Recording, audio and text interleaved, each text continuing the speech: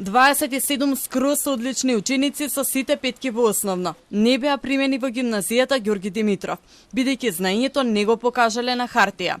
Сите кандидати за оваа скопска гимназија полагаа приемен тест со можни 150 бодови.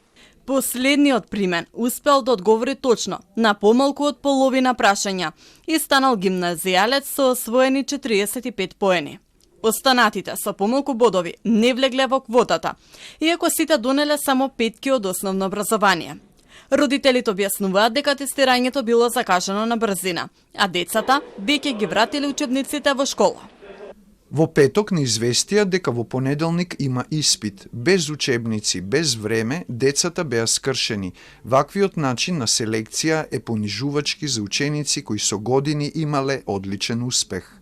Министерката за образование Весна Јаневска објаснува дека испитот е спроведен според законот, бидејќи сите пријавени имале испросек, па морало да се направи селекција по знаење.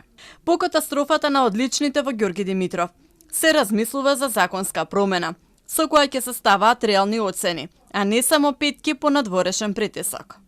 Не сум задоволна од успехот кој го покажа скроз одличните ученици.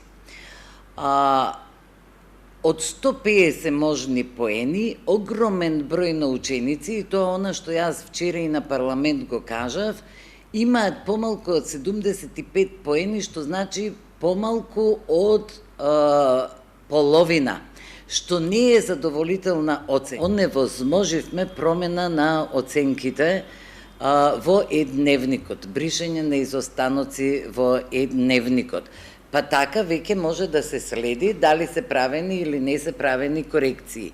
Друго, во основно образование забранивме наставничкиот совет да поправа оценки. Оваа година во Ѓорги Димитров конкурираа 309 ученици за 238 места. Од нив 39 беа примени со поени од надпревари, а остатокот преку квалификацијски тест. Полагањето беше по два предмети – македонски јазик и математика. Испитот го полага 226 ученици, а примени се 199 од нив. Но испитот повторно ги врати сомнежите. Како се пишуваат петки во основно?